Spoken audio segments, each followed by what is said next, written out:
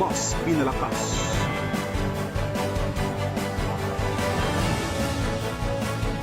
Mas pinalawak.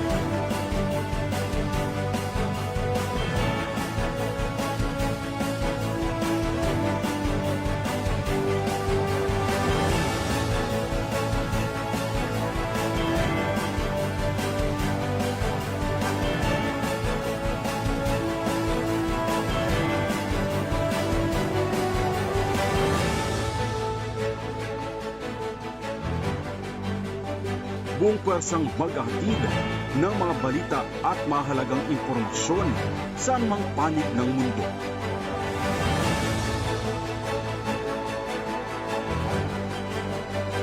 EuroTV News. Sumasaludo sa bawat Pilipino.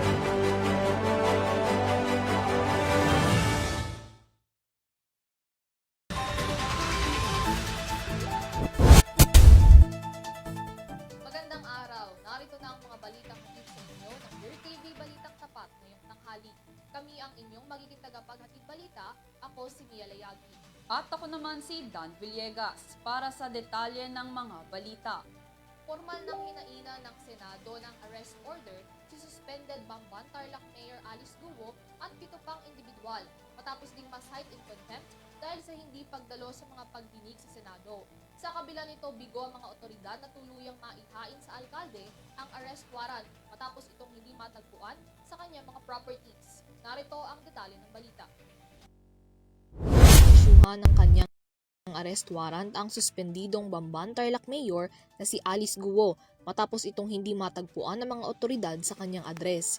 Sa isinagawang operasyon ng Office of the Senate Sergeant at Arms at Philippine National Police nitong Sabado, wala sa kanyang address sa Bamban at sa ilan pang properties sa Quezon City at Bulacan ang naturang alkalde, kung kaya't hindi siya naaresto ng mga otoridad.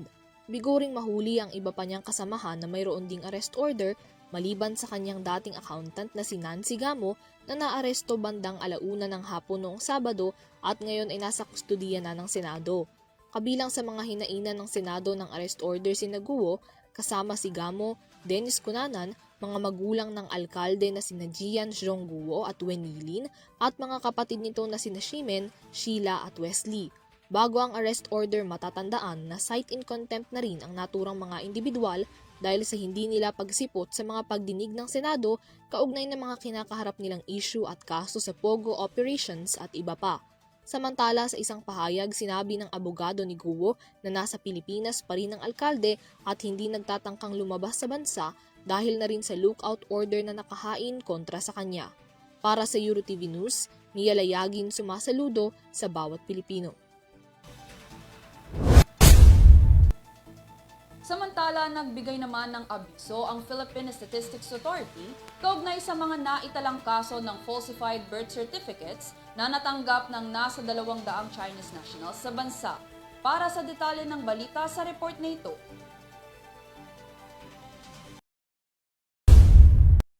Authority ng pahayag patungkol sa 200 Chinese nationals na nakakuha ng falsified birth certificates sa Santa Cruz, Davao del Sur. Ayon sa inilabas na abiso ng PSA, nagsagawa na ang ahensya ng pagbeberipika at nagbigay ng mga impormasyon na kaugnay sa mga birth records na nasa ilalim pa rin ng investigasyon ng National Bureau Investigation. Kinumpirma rin ng PSA na ang mga registered birth records ay nagmula sa Local Civil Registry Office ng Santa Cruz, Davao del Sur. Anya pa ng ahensya, nakatanggap rin sila ng report patungkol sa pagpapatalsik sa Civil Registrar ng Local Chief Executive sa kanyang tungkulin sa rekomendasyon ng PSA upang magsagawa ng mas malalim na investigasyon sa kaso. Para sa EuroTV News, Dan Villegas, sumasaludo sa bawat Pilipino. Isang linggo bago ang ikatlong State of the Nation Address o SONA ni Pangulong Ferdinand Bongbong Marcos Jr., nanawagan ng ilang mga senador na maisama rito ang usapin at issue ng Pogo maging ang tuluyang pagbabawal nito sa bansa. Sa isang panayam, sinabi ni Senador Aquilino Coco Pimentel na magiging isang magandang political move para sa Pangulo ang anumang magiging anunsyo o deklarasyon patungkol sa mga naglipa ng issue ng Philippine Offshore Gaming Operations o POGO sa bansa. Aniya, hindi sa pinangungunahan ng Pangulo Ngunit hindi niya inaalis ang posibilidad na magkaroon ng anunsyo sa PBBM patungkol sa Pogo, lalo na ang tuluyang pagbabawal nito sa bansa na maaari pa umanong maging highlight ng third zona. Sa kabilang banda, nagpahayag din ng pagsuporta si Senador Sherwin Gatchalian patungkol sa mga rekomendasyon ng total ban ng Pogo sa Pilipinas. Saad ng senador, isa sa kanyang mga advokasya ang pagsugpo sa Pogo na ugat din ng ilan pang mga iligal na aktibidad gaya ng human trafficking, torture at iba pa. At sakaling mapasama ang usapin sa ikatlong zona, malaki aniya ang magiging epekto nito sa pagpapatatag ng national security at social order sa bansa.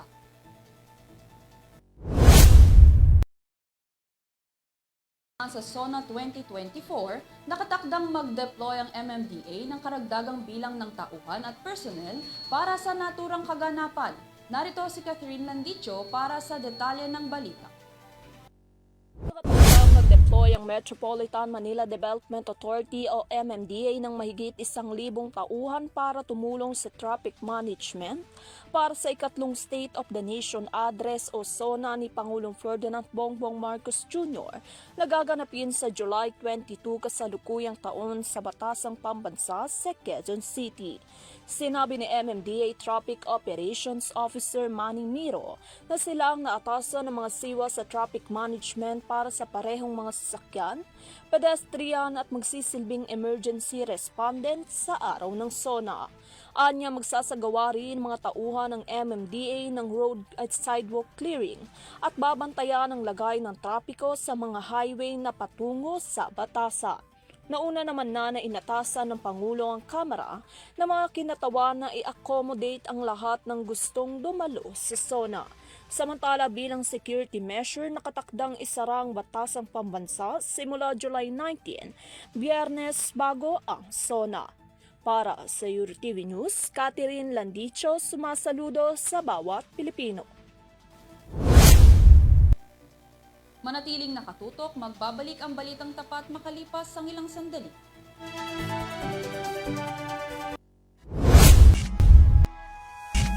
Gusto mo bang magpa-billboard? Sa Green Hills Promenade, Magallanes, Pasay Commercial Center o sa Taft, Pasay Rotonda kaya? Sagot yan ng Modero Talent Management Services and Advertising Company by Jovil Joy Modero Reyes. Sa mga nais magpa-billboard, bisitahin lamang ang numerong nasa inyong screen.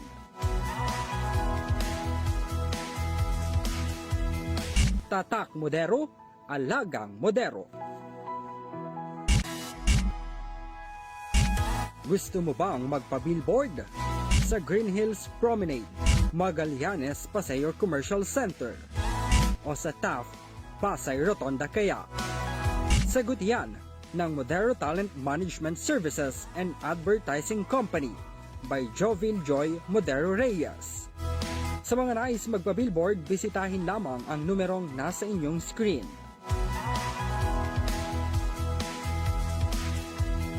Tatak Modero, Alagang Modero.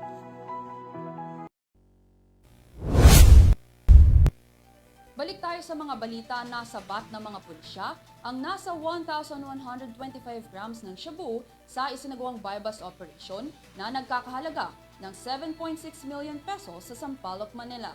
Narito ang aking report. Arestado ang suspect na kinilala bilang si Richmond Soriano Brown, isang 33 years old na lalaki, residente ng Barangay 484, Sampaloc, Manila. Nasamsam sa suspect ang isang plastic na naglalaman ng 100 gramo ng shabu na nagkakahalaga ng 680,000 pesos.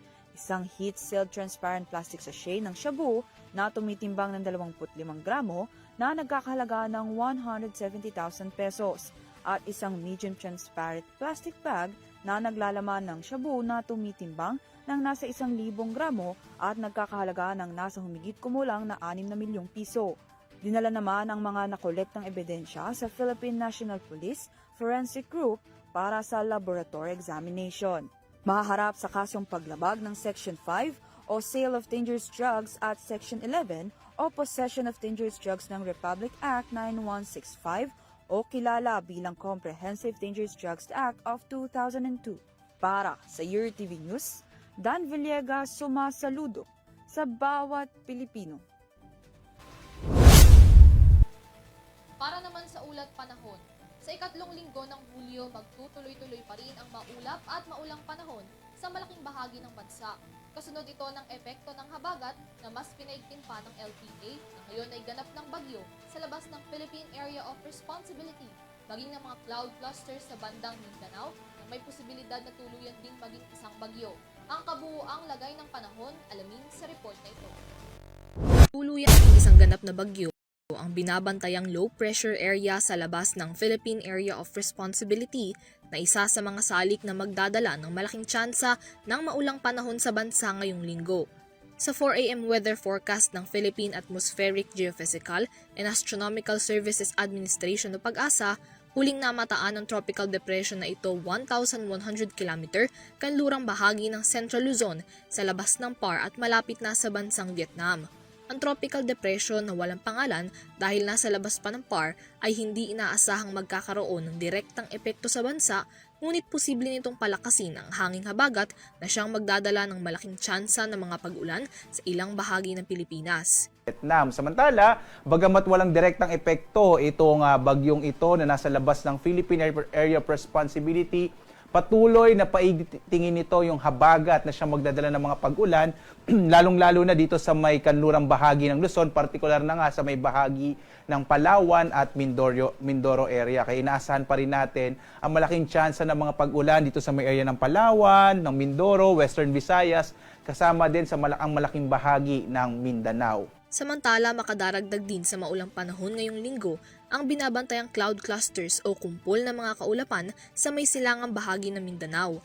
Ayon sa PAGASA, patuloy ang magiging monitoring sa cloud clusters na ito, lalo pa at may posibilidad din itong maging LPA. Ang Mindanao at posible na ito ay maging isang low pressure area sa mga susunod na oras, sa susunod na araw, at hindi rin natin inaalis ang posibilidad na itong cloud cluster nito or kumpol ng kaulapan ay posibleng maging bagyo within the week. So patuloy natin itong i-monitor kung ano yung magiging development nitong cloud clusters na ito. Habang patuloy na minomonitor ang magiging pagbabago sa mga cloud clusters na ito, posible itong lumapit sa Visayas at Mindanao area na magdadala pa rin ng malalaking tsansa ng mga pag-ulan sa mga susunod na araw at sa kabuuan ng linggong ito.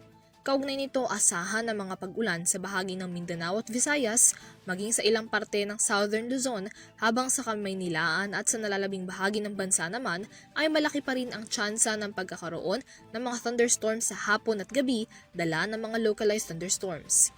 Para sa EuroTV News, Mia Layagin, sumasaludo sa bawat Pilipino. Samantala, nakatanggap ng financial aid ang mga pamilyang biktima ng sakuna sa Mindanao sa ilalim ng naging direktiba ni Pangulong Ferdinand Bongbong Marcos Jr. kasama ang ilang ahensya at mga opisyal sa bansa. Narito ang balita. Nagpamahagi ang gobyerno sa ilalim ng direktiba ni President Bongbong Marcos Jr. ng financial assistance at mga relief goods sa mga pamilyang naging biktima ng southwest monsoon sa Matanog, Maguindanao del Norte. Ang naging tulong sa mga biktima ng sakuna ay inorganisa ng Office of Civil Defense BARM, BARM Ministry of Social Services and Development at Maguindanao del Norte Provincial Disaster Risk Reduction Management Office.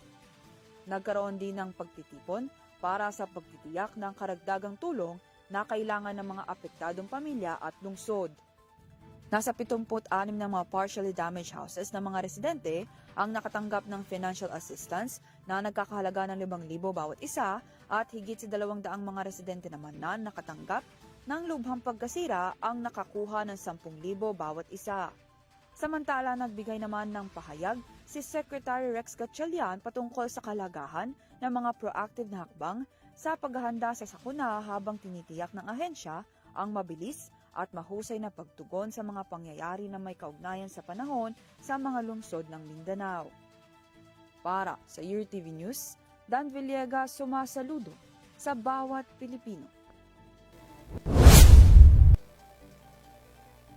Para naman sa balitang abroad, sugatan si former President Donald Trump matapos ang isang assassination attempt sa kanya habang idinaraos ang kanyang presidential campaign sa Pennsylvania. Ang ibang detalye ng balita sa aking report. Patuloy na inimbestigahan ng Federal Bureau Investigation ang nangyaring attempted assassination kay former President Donald Trump habang ito ay nagsasagawa ng presidential campaign rally sa Butler, Pennsylvania. Makikita sa video na nagbibigay ng talumpati si Trump sa mga mamamayan ng Pennsylvania nang mapahawak ito sa tainga at makarinig ang mga tao ng sunod-sunod na putok ng baril na ayon sa report, 8 beses nagpaputok ang shooter. Sa kabila ng maririnig na hiyawan at takot sa mga taong dumalo sa kampanya, makikita na agad namang pinotektahan ng kanyang mga personal security team si Trump. Ayon naman sa mga otoridad, wala pang malinaw na motibo ang namatay na shooter sa nangyaring krimen. Nakilala bilang si Thomas Matthew Crooks, isang 20 years old na lalaki, residente ng nasabing lungsod. Base sa inilabas na ulat, isang semi-automatic rifle ang ginamit ng sospek at nang ito ay binili ng kanyang ama. Nasawi sa nangyaring insidente ang isang 50 years old na dating firefighter na si Corey Comparator matapos nitong protektahan ng pamilya sa mga putok ng baril. Nasa mabuting lagay naman na ang 2 residente rin ng lungsod na sina David Dutch at James Copenhaver. Gayunpaman, nasa maayos na kalagayan na rin ngayon si Trump at patuloy na nagpapagaling sa kanyang natamong sugat. Samantala, nagbigay naman ng kanyang sentimiento si President Joe Biden sa mga taong nadamay sa nangyaring insidente. We're also praying for the full recovery of those who were injured. And we're grateful to the Secret Service agents and other law enforcement agencies and individuals who risked their lives literally for our nation. Anya pa ni Biden na walang lugar ang ganitong karahasan sa kanilang bansa. There is no place in America for this kind of violence or any violence for that matter. An assassination attempt is contrary to everything we stand for as a nation, everything. It's not who we are as a nation. It's not America. And we cannot allow this to happen. Unity is the most elusive goal of all, but nothing is important than that right now, unity. We'll debate and we'll disagree.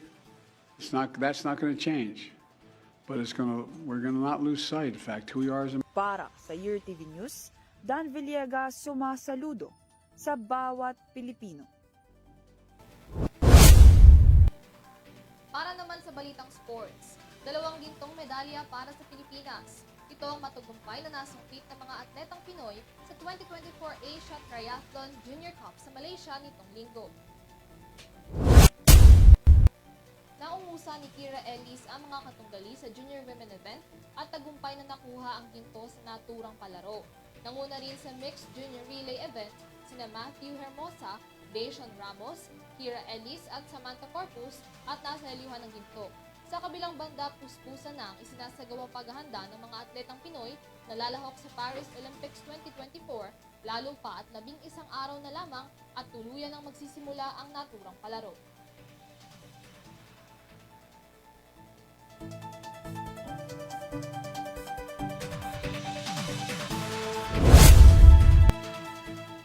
At yan ang maiinit na balita ngayong tanghali, hatid sa inyo ng Balitang Tapat. Para sa mga karagdagang impormasyon, bisitahin lamang ang aming official website, yourtvph.com. Maaari nyo na rin mapanood ang Balitang Tapat at ang iba pang mga programa ng Your TV News sa Pinoy Extreme Channel. Maraming salamat sa inyong pagsubaybay. Muli, ako si Mia Layagi. At ako naman si Dan Villegas. Para sa patas at tapat na pagbabalita, ito ang Your TV Balitang Tapat. Sumasaludo sa bawat Pilipino.